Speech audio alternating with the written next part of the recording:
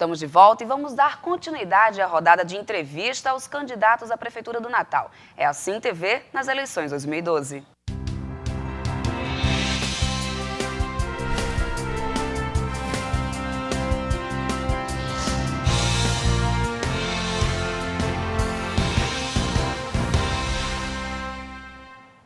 E para dar continuidade às entrevistas aos candidatos às eleições 2012, vamos entrevistar o deputado federal Rogério Marinho, do PSDB. Boa tarde, deputado. Seja bem-vindo ao Sim Notícias. Boa tarde, Débora. Boa tarde, Daniela e telespectadores. E também, para participar dessa rodada de entrevistas, está aqui presente a jornalista, colunista do Jornal de Hoje e diretora de jornalismo da Sim TV, Daniela Freire. Boa tarde, Daniela. Boa tarde, Débora. Boa tarde, candidato. Seja bem-vindo ao Sim TV, ao Sim Notícias nas eleições de 2012.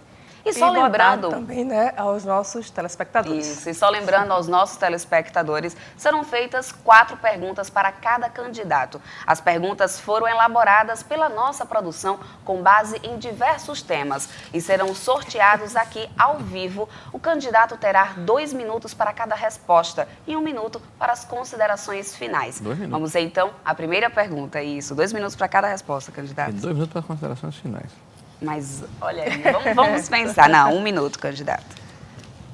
Bom, primeiro tema, deputado federal Rogério Marinho, candidato à Prefeitura de Natal, é sobre mobilidade urbana.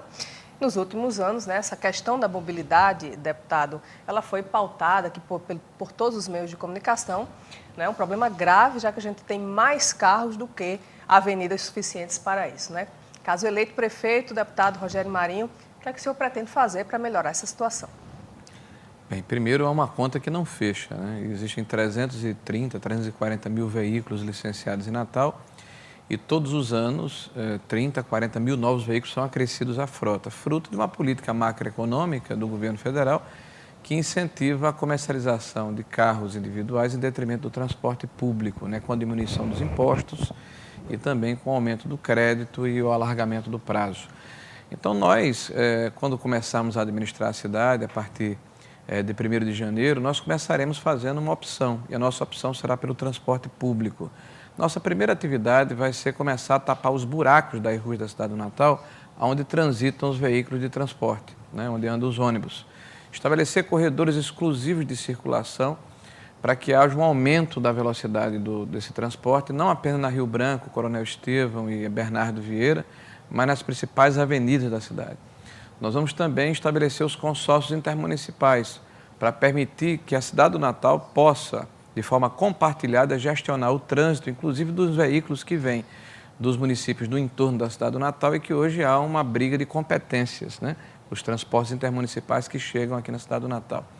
Nós vamos também fazer a licitação do transporte público para redefinir o traçado das linhas. Hoje, quem manda no transporte público do Natal, desde a administração de Carlos Eduardo, quando houve a implantação da bilhetagem eletrônica, é o Seturne. Então, nós vamos retomar esse controle, licitar as linhas e fazer com que o transporte volte a ter uma função social. Por exemplo, quem trabalha na vida noturna, em Ponta Negra, quem trabalha nos restaurantes, bares e hotéis da cidade, sabe que não tem transporte à noite. Quem mora em Norderlândia, quem mora em Nova Natal, no Brasil Novo, sabe que recentemente as linhas foram retiradas. O município perdeu a capacidade de gestionar. Quem emite carteira de estudante, de idosos, de deficientes físicos é o setor. Então, vamos retomar esse controle para ter uma tarifa justa e um transporte regular e adequado para a população da cidade do Natal. Ok, candidato. Vamos então para a próxima pergunta, por favor. Certinho. Me dê uma tolerância de 10 segundos. Bom, próximo tema, transporte público. Tudo a ver com a pergunta anterior. Nas últimas semanas, a população da capital protagonizou vários protestos em relação à qualidade do transporte público daqui da nossa capital e também em relação ao aumento das passagens de ônibus. Deputado Rogério Marinho, qual o seu projeto? Como é que você pensa em tratar esse problema aí entre o setor do transporte público e a população de Natal?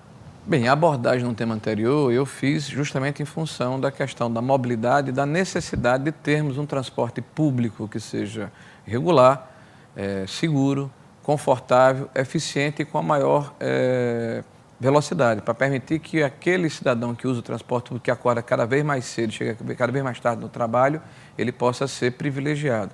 Mas tratando especificamente da questão do transporte público, como eu coloquei anteriormente, nós vamos trabalhar fortemente para retomar esse controle. E retomando esse controle, nós vamos ter condição de oferecer uma tarifa justa. E em relação à mobilidade, como eu falei anteriormente mais do transporte, é importante também que nós façamos o seguinte gesto. No dia 28 de outubro, logo após o segundo turno, nós iremos a Brasília, juntaremos a bancada federal e vamos repactuar, renegociar o projeto que existe do PAC da Copa do Mundo, que trata da customização da Mor Gouveia, da Napoleão Laureano, da própria Gentil Ferreira e aquele entorno ali que dá acesso a Felizardo Moura, que é a área da Urbana, né, que deve ser trabalhado para nós não perdermos esse recurso que já foi e voltou da Caixa Econômica 8 vezes. Além dos recursos que estão elencados também, que estão alocados também na Caixa Econômica, para se fazer a drenagem das lagoas que vem desde a questão de onde está a Arena das Dunas, ali em Lagoa Nova, até Felipe Camarão, no Rio Potengi, passando por Nazaré, que é a Lagoa de São Conrado, pela Cidade da Esperança, que é a lagoa que fica ali na Rua Ceará com a Rio Grande do Norte, e também com Cidade Nova, naquela região, logo no início da Rua da Divisão, que sempre que chove alaga toda aquela região. Então, nós vamos fazer um trabalho para repactuar este contrato, porque Natal ele vai existir depois da Copa do Mundo. A Copa do Mundo são apenas 3 jogos. A cidade tem 400 anos de história que antecede a Copa do Mundo e tem toda uma vida posterior. Então, nós não podemos abrir mão de termos essas obras e outros investimentos estruturantes que vão ajudar a mobilidade urbana, inclusive com ciclovias candidato. E o VLT. Próxima pergunta, então, por favor, pode sortear. Cadê minha tolerância?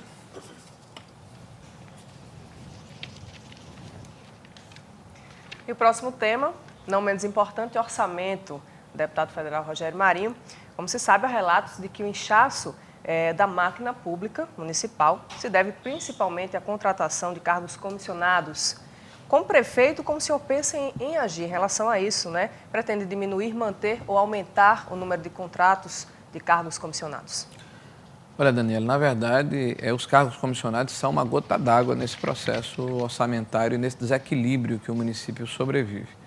Isso não quer dizer que nós não vamos fazer um trabalho forte de enfrentamento à questão do equilíbrio do custeio da máquina. O primeiro compromisso que nós assumimos publicamente é gastarmos o que arrecadamos. Nós vamos fazer uma auditoria na prefeitura, verificar como estão os contratos com os terceirizados, com as diferentes concessionárias do município, porque o município ele sobrevive independente do período cronológico de um mandato. É uma instituição. Ele vive antes e depois dos prefeitos. Aliás, essa é uma visão republicana que se tem que ter da prefeitura. Nós vamos reduzir a máquina em 30%, diminuir as secretarias, e vamos extinguir 30% das secretarias no mínimo, e vamos extinguir também 30% dos cargos comissionados. Mas essa redução não vai significar para nós uma redução do nosso custeio, porque nós vamos, na verdade, remunerar melhor os cargos comissionados que vão permanecer, porque nós precisamos atrair mão de obra qualificada para tocar a máquina pública. A nossa grande dificuldade hoje, além da questão de equilibrar as contas e ter um orçamento de acordo com a realidade do município, é, sobretudo, ter capacidade gerencial, ter capacidade de elaborar projetos, ter capacidade de buscar recursos, de aplicar os recursos existentes, fazer a contrapartida desse recurso e depois fazer a prestação de contas, porque sequer o município tem qualificação técnica para permitir que os recursos que são colocados à sua disposição sejam aplicados corretamente e depois sejam prestados contas. Então, o município vive na inadimplência, o que inclusive impossibilita a alocação de novos recursos. Então, nós vamos trabalhar fortemente no equilíbrio da máquina, vamos trabalhar fortemente na gestão, no mérito, no estabelecimento de metas claras e ferramentas gerenciais para oferir essas metas por parte da população. Nós vamos cumprir a lei no sentido de fazer com que o portal de transparência seja uma realidade. Nós vamos colocar sobre a cidade de Natal uma rede de conectividade em fibra ótica que vai permitir a aplicação ou colocação de aplicativos que vão melhorar e otimizar a administração pública. Vamos então para a quarta pergunta, por favor, pode sortear. Não tem nenhuma tolerância de 5 segundos. Não, candidato, o tempo foi estabelecido pela nossa produção para manter a igualdade entre todos os candidatos. Isso mesmo. Bom, e o tema polêmico agora, deputado, construções na via costeira. Atualmente, empresários do setor hoteleiro tentam construir mais hotéis, né, naquele local, que está sendo impedido pelo IBAMA, que defende que aquela área é de preservação. O que o senhor pensa sobre as construções desses novos empreendimentos naquela área? E se há estrutura local, o senhor acha que já há estrutura para mais empreendimentos na via costeira, deputado? Bem, primeiro, isso é uma falsa polêmica, né? A cidade tem problemas muito mais graves que são varridos para debaixo do tapete. Quem sai da área de Petrópolis e Tirol, de Candelária e Ponta Negra, né, e de Lagoa Nova, e começa a percorrer uma cidade real, que está longe dos olhares daqueles que andam só de carro nas avenidas principais da cidade, vai verificar que nós somos uma cidade ilegal, maltratada e sem controle. Nós temos áreas, por exemplo, como o Jardim Progresso, que fica no nosso hora da apresentação, como o loteamento Aliança, que tem 40 mil pessoas, 20 mil pessoas morando e não tem sequer uma escritura pública, não tem sequer uma escola, uma creche, um equipamento comunitário. E esse quadro de descontrole, de invasão, de assoreamento do nosso lençol freático, de invasão das nossas dunas, ele é uma constante. Então, no caso específico, e sem controle dos órgãos de regulação do parte do município, do governo federal e do governo estadual. Então, essa questão da via costeira, é importante que as pessoas que estão debatendo esse assunto se lembrem o que era a cidade antes da via costeira e o que ela é hoje. O grande legado que a nossa cidade tem é o Parque das Dunas. É o maior parque florestal de mata nativa do Brasil. O primeiro é a Floresta da Tijuca, mas é uma floresta replantada no final do século XIX, que era uma floresta de café. E nós só temos o Parque das Dunas porque aconteceu a via costeira. Houve uma regulamentação por uma lei estadual, uma definição de que aquela era uma área de interesse turístico, houve um plano diretor que permitiu aquela ocupação daquela área e, posteriormente, o município legislou sobre aquela área em 2007, com a última atualização que foi feita, impedindo a construção de qualquer prédio acima do meio-fio. Foi a denominada Lei Tatu. Dos 11 terrenos que remanescem, 6 podem ser edificados. Eu defendo que sejam, porque a nossa principal atividade é o turismo. É o turismo que gera mais de 100 mil empregos. Agora, claro que com responsabilidade, com respeito ao meio ambiente e entendendo que o nosso desenvolvimento ele tem que ser sustentado, integrado entre o meio ambiente, entre a população e principalmente levando em consideração a necessidade e o interesse da cidade do Natal. Ok, candidato, então agora o senhor tem mais um minuto aí para suas considerações finais. Já fizemos as nossas 4 perguntas. 1 minuto, candidato. Olha, agradecer aqui a SimTV, as nossas entrevistadoras, e dizer que eu me preparei para ser prefeito de Natal. E o fiz percorrendo a cidade do Natal nos 15 meses que antecederam a própria convenção partidária, talvez na contramão das candidaturas tradicionais. Por isso mesmo eu tenho ido a todos os debates, a todos os programas de televisão, a todas as sabatinas, para discutir a cidade, sem desqualificar ninguém, sem botar o dedo na cara de ninguém, sem tentar provar que fulano ou beltrano é mais ou menos ladrão. Eu acho que isso não interessa para a cidade do Natal, não é isso que vai resolver o problema da saúde pública, o problema do caos gerencial, o problema da falta de qualidade da educação, o problema da falta de cobertura de esgotamento sanitário.